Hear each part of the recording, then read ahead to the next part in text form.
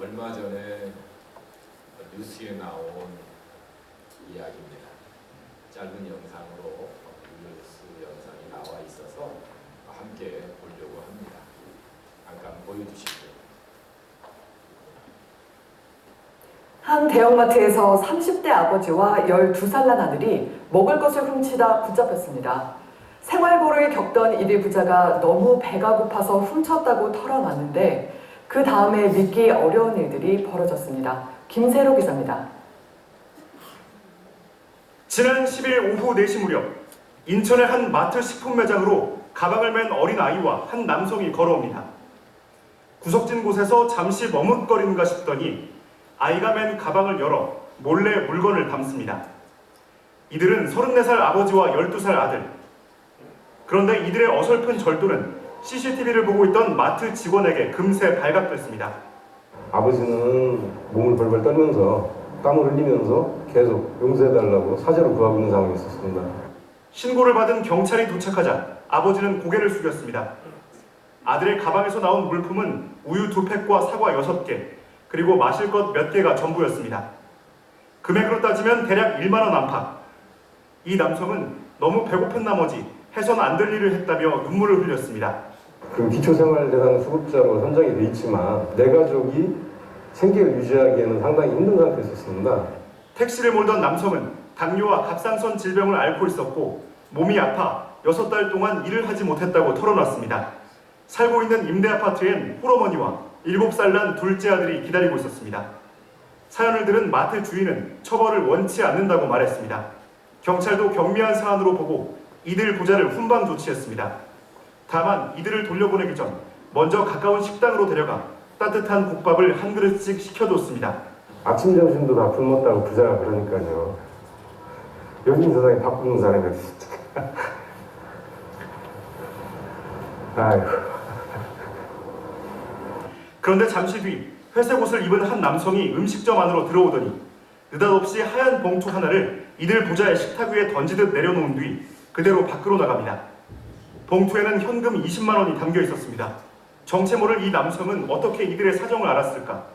조금 전 그 마트에서 아버지와 아들이 선초를 구할 때 사무실 바깥에서 보이는 회색 옷, 봉투를 건네고 사라진 바로 그 남성입니다. 우연히 부자의 딱한 사연을 듣고는 현금을 뽑고 일부러 식당까지 따라가 전달한 겁니다. 경찰이 감사장을 전달하려고 이 회색 옷의 중년 남성을 수소문했지만 끝내 찾진 못했습니다. 경찰은 행정복지센터를 통해 아버지의 일자리를 알선하고 아들에게는 무료 급식 카드를 받을 수 있도록 도왔습니다. 또 마트 주인은 이들 부자에게 쌀과 생필품을 지원하겠다는 뜻을 전했습니다. MBC 뉴스 김세로입니다. 참 훈훈한 그런 이야기입니다. 어느 누구 하나 저 사람들을 향해서 무능하다고 하거나 건강관리를 어떻게 했길래 34살 나이에 그 모양이냐. 아니 그렇다고 아들을 데리고 도둑질을 하냐고 이렇게 말하는 사람들이 한 사람도 없습니다. 그냥 말없이 돈 봉투를 주고 가고 또 경찰관은 밥을 사주고 마트 사장님은 생필품을 전해주고 또 많은 사람들이 이 마트 사장님에게 전화를 해서 돈을 보내주고 물건을 전달해달라고 부탁을 하고 그분 계좌번호 알 수 있냐고 물어오는 사람도 너무 많았다고 합니다. 참 아름다운 모습이 아닌가 싶습니다. 교회는 어떤 곳인가요? 교회는 하나님의 나라라고 믿습니다. 하나님의 나라는 어떻게 이루어질까요? 사랑으로 이루어집니다. 성탄절이 며칠 남지 않았습니다. 우리가 성탄을 기다리면서 어떻게 살까? 그것은 바로 사랑입니다. 예수님께서 이 땅에 오신 목적이 있다면 그것도 사랑입니다. 오늘 9절 말씀에 이렇게 말합니다. 우리 같이 한번 읽겠습니다. 시작. 하나님의 사랑이 우리에게 이렇게 나타나 되었으니 하나님이 자기의 독생자를 세상에 보내심은 그로 말미암아 우리를 살리려 하심이라. 하나님의 사랑이 우리에게 이렇게 나타났다고 그래. 이렇게 나타난 게 뭐냐면 자기의 독생자를 세상에 보내셨다라고 하는 겁니다. 그날이 바로 성탄절입니다. 그리고 계속해서 오늘 말씀은 우리에게 사랑을 말하고 그리고 강조하고 있습니다. 7절, 8절을 같이 읽겠습니다. 시작. 사랑하는 자들아 우리가 서로 사랑하자. 사랑은 하나님께 속한 것이니 사랑하는 자마다 하나님으로부터 나서 하나님을 알고 사랑하지 아니하는 자는 하나님을 알지 못하나니 이는 하나님은 사랑이십니다. 예수님께서 이 땅에 오셔서 하신 일도 사랑이고 또 우리에게 요구하는 것도 사랑입니다. 예수님께서 이 땅에 오셔서 문둥병자들, 가난한 사람들, 38년 된 병자, 또 창기, 세리, 소경을 만납니다. 이런 사람들은 사랑하지 않습니다. 관심도 갖지 않습니다. 오히려 싫어합니다. 그래서 사람들은 이런 사람들에게 하나님의 저주를 받았다고 말을 합니다. 당신들이 죄를 지었기 때문에 그 모양이지. 무능하니까 그렇게 살지. 부모가 죄를 지었으니까 자식이 저 모양이지. 소경으로 태어났지. 그렇게 정죄하지, 사랑하지 않습니다. 그런데 예수님은 그들에게 건강한 사람에게 의원이 쓸데없듯 나는 죄인을 구원하러 왔노라 그렇게 말씀하시면서 사랑해 주세요. 안아주세요. 치료해 주세요. 자비를 베푸시고 위로해 주시고 그리고 배고픔을 해결해 주시고 친구가 되어 주십니다. 주님께서 오늘 저와 여러분에게 똑같이 요구하는 것이 있다면 그것은 내가 너희를 사랑한 것 같이 너희도 서로 사랑하라입니다. 그러면 우리가 성탄을 기다리면서 어떻게 사랑할까요? 주님처럼 허물을 덮어주는 겁니다. 아멘. 예수님이 문둥병자를 가까이 오라고 하시면서 네가 하나님의 말씀대로 순종하지 않으니까 이렇게 문둥병에 걸리지 이렇게 말하지 않습니다. 아무리 돈이 없어도 그렇지 몸을 팔아? 네가 사람이냐? 이렇게 말하지 않습니다. 내 아빠가 죄를 지어서 네가 소경으로 태어난 거야. 그렇게 말하지도 않습니다. 주님은 그런 죄에 대해서 굳이 말하고 그리고 드러내지 않습니다. 여러분,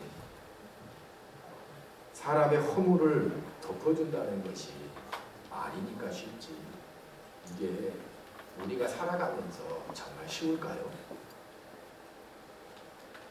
쉽지 않습니다. 제가 한번 우리 주변에서 일어나는 이야기를 한번 얘기해 볼게요. 김 집사, 강 집사 있잖아. 사람이 어떻게 그렇게 말할 수 있어? 사람의 면전에다 대고 이 사람이야? 여러분 이렇게 말하고 나면 마음이 시원하죠. 괴롭습니까?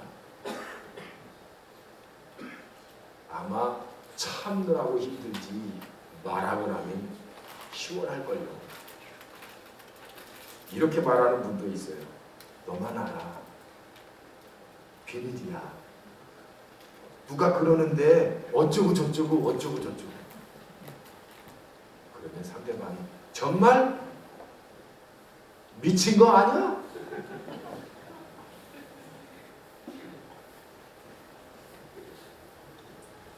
우리는 남의 허물을 말하고 떠들고 그리고 통쾌하게 생각하고 그리고 스트레스가 해소되는 것처럼 느낄 때가 많습니다.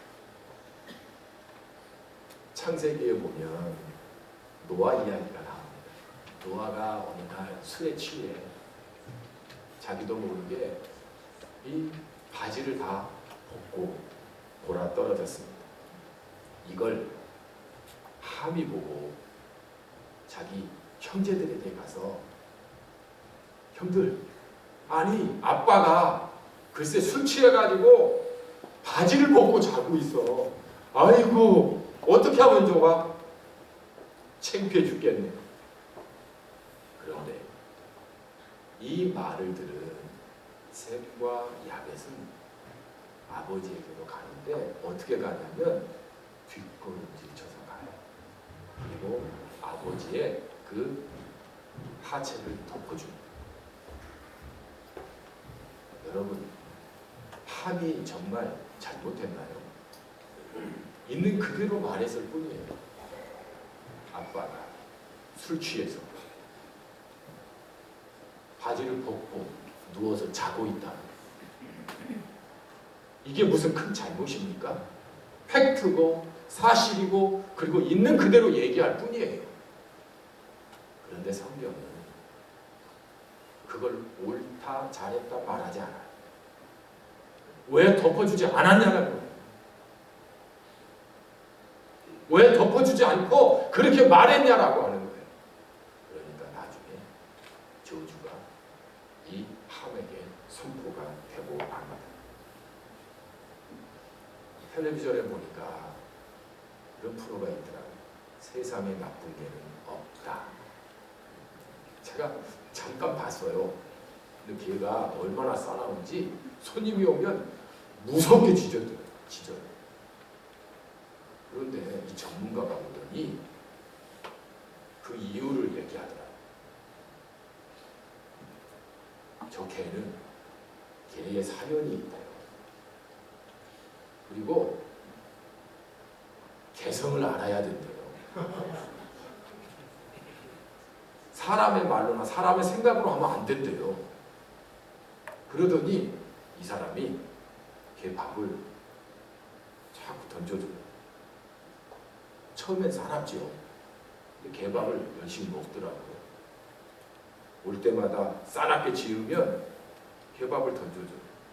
올 때마다 개밥을 던져줘요. 나중에는 안 짖어요. 그리고 아주 순한 개가 되더라고요. 여러분, 개한테도 사연이 있는데 우리 사람들에게 사연이 없을까요? 있어요. 누구에게나 아픈 그런 과거가 있습니다. 우리가 허물이 있고 실수를 하는 것도 어쩌면 과거의 그 상처 때문에 아픔 때문에 일어날 수 있는 일이다라고 하는 거예요. 그런데 이게 하나님 나라에서는 별 문제 안 될 수 있어요. 아무런 문제도 안 되는데 단지 내 마음에 안 든다고, 내 생각대로 안 맞는다고, 내 기준에서 벗어났다고, 이것 때문에 우리는 허물이라고 얘기를 하고 손가락질을 하고 정죄를 해요. 하나님은 전혀 그런 데 관심이 없는데 이게 과연 옳을까요? 여러분, 하나님은 허물을 덮어주는 거예요.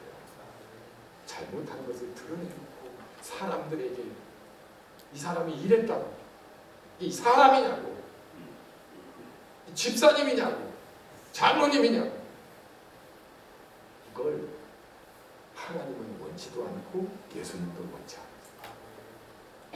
여러분 생각해 보세요. 예수님은 죄가 없으세요.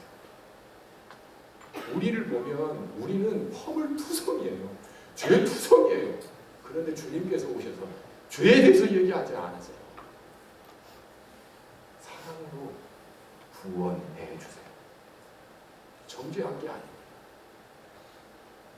제가 이 말씀 준비하면서 여기에 대표적인 사람이 저예요. 여러분 용서해 주세요. 성경은 주님은 그렇게 하지 않았어요. 베드로전서 4장 8절에 보면 이렇게 말합니다. 무엇보다도 뜨겁게 서로 사랑할지니 사랑은 허다한 죄를 덮느니라. 아멘. 저는 우리 부산중앙교회가 허물을 덮어주는 교회가 될 수 있기를 바랍니다. 아멘. 허물이 있죠. 보이지요. 그런데 아무렇지 않은 거예요. 놔두는 거예요. 사랑만 하는 거예요. 사랑만 하는 거예요. 이게 중요한 거예요. 예수님도 허물을 덮어주며 사랑만 하는 거예요. 사랑만 하는데 변화가 일어나요. 새로운 역사가 일어나요. 아멘. 그런 우리 교회가 될 수 있기를 바랍니다. 아멘.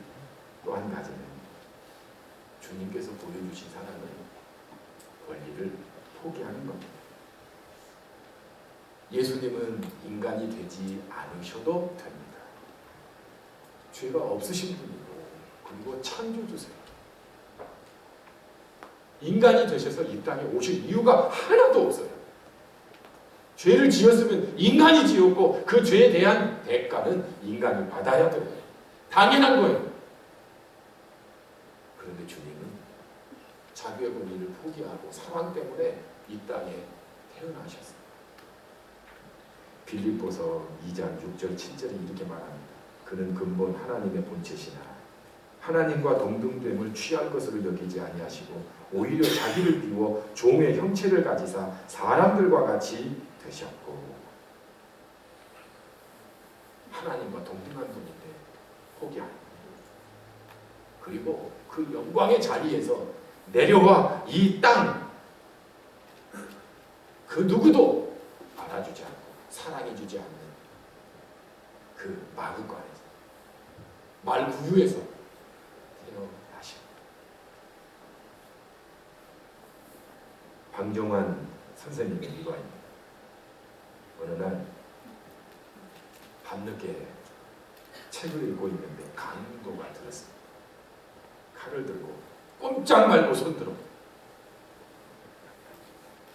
그렇게 말하자 이 방 선생이 이렇게 말합니다. 아니 꼼짝 않고 어떻게 손을 들 수 있겠소? 그랬더니 강도가 주춤하면서 내가 잘못했네. 다시 이렇게 말했어요. 그럼 손 들고 꼼짝만. 그리고 더 이상 잔소리하지 말고 있는 돈 다 내라. 그렇지 않으면 내가 죽일 거야. 그러자 강 선생이 놀라지도 않고 책상 서랍에 있는 서랍을 열더니 그때 당시에 돈이 390원을 줍니다. 그때 당시에는 굉장히 큰 돈이에요. 내가 가지고 있는 돈이 전부입니다. 가지고 가시오. 그랬더니 이 도둑이 이런 사람을 처음 본 거예요. 불안해하면서 그 돈을 얼른 가지고 도망가려고 문을 열고 나가려고 하는데 강 선생님이 소리칩니다. 여보시오! 아니 돈을 줬으면 고맙다는 말이나 하고 가야지 어떻게 그냥 갑니까? 그랬더니 이 강도가 깜짝 놀라면서 쳐다보더니 이렇게 말했대요. 그래 고맙다. 이 XX야. 그리고 그 다음날 순경과 그 강도가 같이 이 강 선생의 집으로 왔답니다. 그 순경이 이렇게 말합니다. 선생님, 지난밤에 많이 놀라셨죠? 이 사람이 선생님 댁에서 강도질을 했다고 하기에 확인하러 왔습니다. 맞죠? 그랬더니 이 박 선생이 아주 차분하게 이렇게 말합니다. 아, 이 사람이요? 아, 그저께 밤에 우리 집에 왔었죠. 그런데 돈이 필요하다고 해서 제가 사정이 딱해 보여 390원을 주었습니다. 그랬더니 고맙다고 인사까지 하고 갔습니다. 그랬더니 순경이 이상하게 쳐다보는 거예요. 아, 선생님, 이 사람이 선생님 댁에서 분명히 훔쳤다고 얘기를 했습니다. 그랬더니 이 방 선생이 그 강도에게, 아니 이 사람이 정신이 오락가락 하는구만. 아니 그래가지고 어떻게 살라고 그래? 아니 내가 돈을 주니까 당신이 나한테 인사까지 하지 않았어요. 아니 돈을 훔쳐가면서 고맙다고 인사하는 법이 어디 있습니까? 준 겁니다. 그리고 순경이 돌아갔습니다. 돌아가고 나서 이 강도가 방 선생에게 무릎을 꿇고 이렇게 말합니다. 선생님, 용서해 주십시오. 펑펑 울면서 제가 세상에 선생님 같은 분을 만나보지 못했어요. 제발 용서해 주십시오. 그런데 이 방 선생은 떠나시오. 사람이 어렵다 보면 그럴 수도 있습니다. 다음부터는 그런 짓 하지 마세요. 그냥 가도 좋습니다. 이 사람이 간청을 합니다. 선생님, 저에게 소원이 있습니다. 선생님 곁에서 평생 살게 해주세요. 선생님을 제가 섬기며 살고 싶습니다. 그래서 이 사람이 방 선생님의 집에서 평생 섬기고 살다가 갔다는 그런 이야기입니다. 이 방정환 선생님은 그때 돈으로 390원, 일제시대니까 얼마나 큰 돈이에요. 그것을 달라고 하는 권한이 있습니다. 권리가 분명히 있습니다. 그런데 달라고 하지 않습니다. 왜냐하면 분명 급한 사정이 있겠지 하고 달라고 하지 않습니다.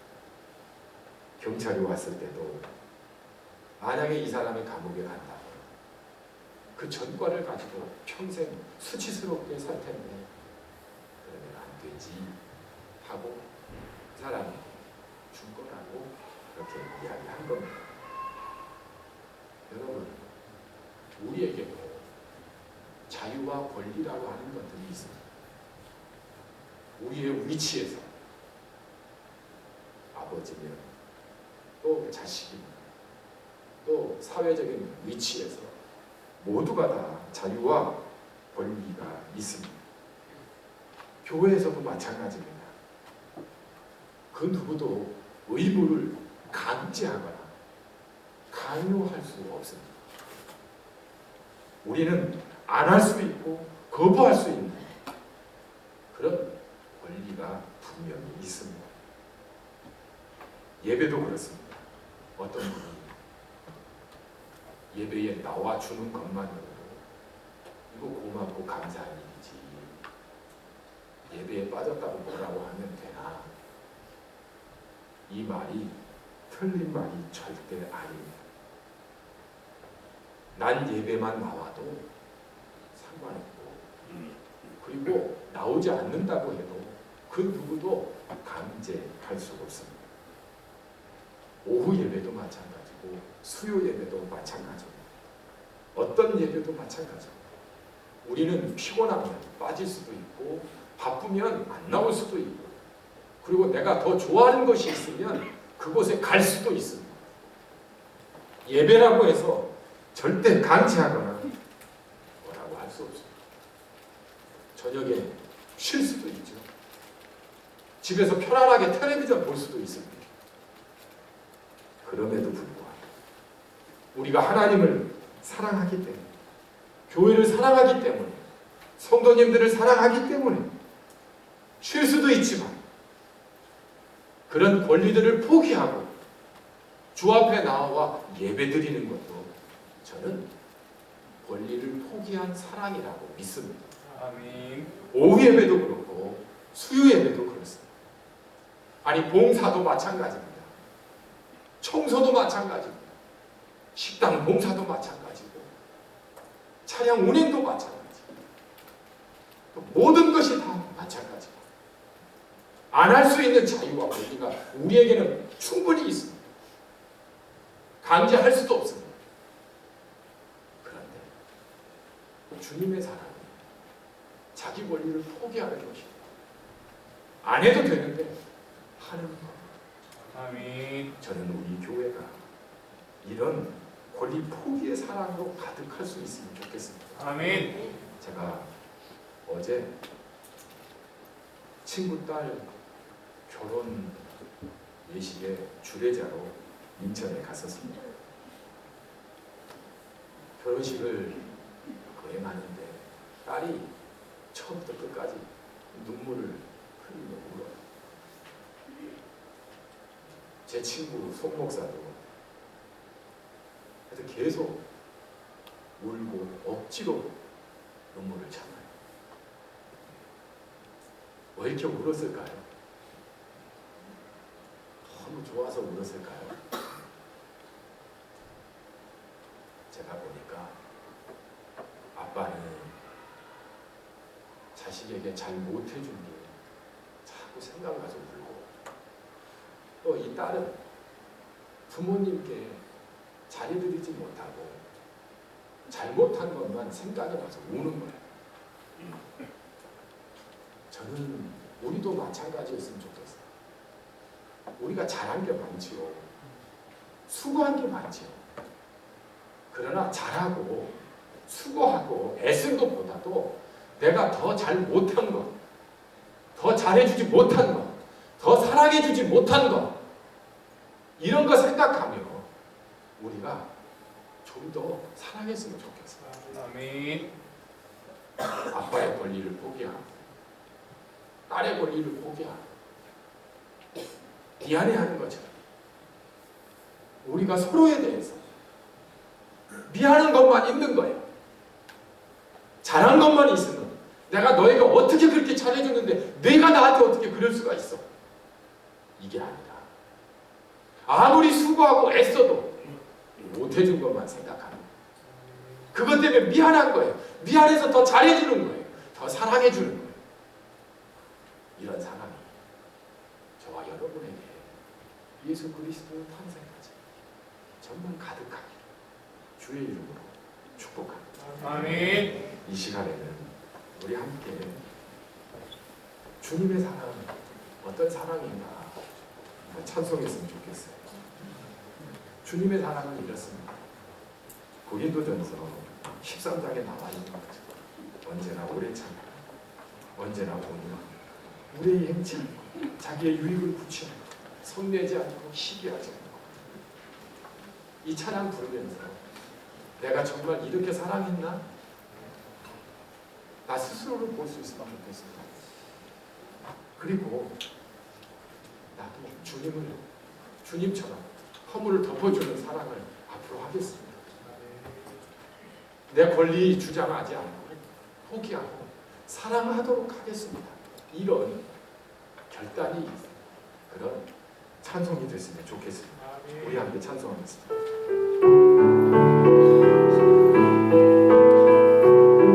예수님 사랑하면서 찬양하겠습니다.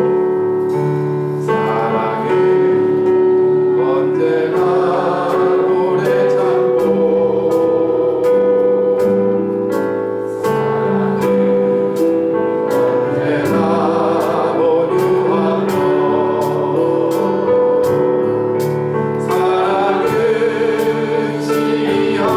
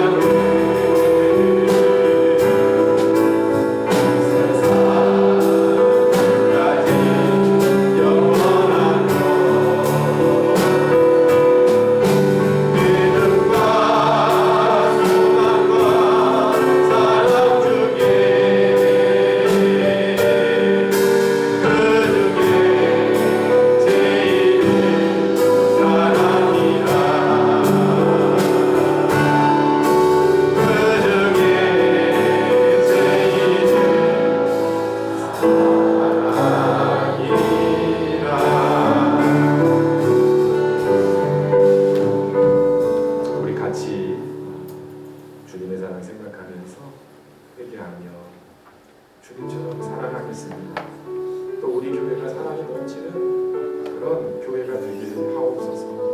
우리 주여 한번 부르시고 통성으로 기도하겠습니다.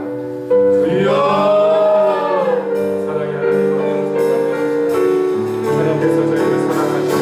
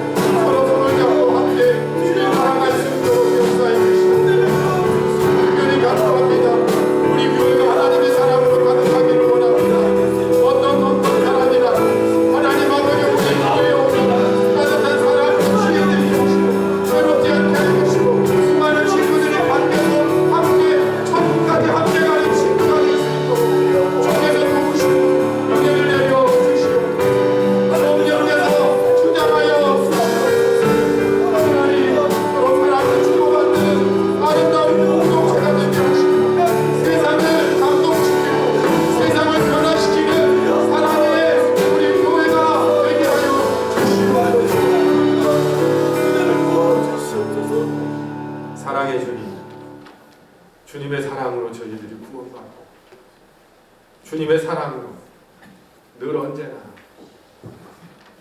기쁨을 누리며 살게 해주셔서 감사합니다. 다시 한번 내 사랑이 아니라 주님의 사랑, 열심히 뜨겁게 사랑하는 저희 공동체가 되게 하여 주옵소서. 우리 주변에 아직도 굶주리는 사람이 있고 친구가 없어서 외로운 사람이 있고 누군가 손을 잡아줬으면 좋겠는데 잡아주지 않는 그런 분들도 있습니다. 우리로 주변을 보게 하시고 다가가게 하시고 예수 그리스도의 사랑으로 안아주는 그런 사랑이 넘치는 우리 교회 되게 하여 주옵소서. 다른 사람의 허물과 실수를 말하는 것이 너무 힘들고 괴로운 일이 우리에게 되게 하여 주시고 오히려 칭찬하고 서로 인정하는 그런 아름다운 사랑이 꽃피게 하여 주시옵소서. 그뿐만 아니라 우리의 가지고 있는 권리를 내려놓고 사랑에 힘쓰는 그런 우리 공동체가 되게 하여 주옵소서. 성탄절이 그날이 되는 것처럼 우리도 앞으로 그런 삶을 살게 하여 주시고 우리 부산 중앙 공동체가 세상을 감동시키는 그런 사랑으로 변화시키는 공동체가 되게 하여 주옵소서. 주 예수님의 이름으로 기도드립니다. 아멘. 우리 다 함께 일어나셔서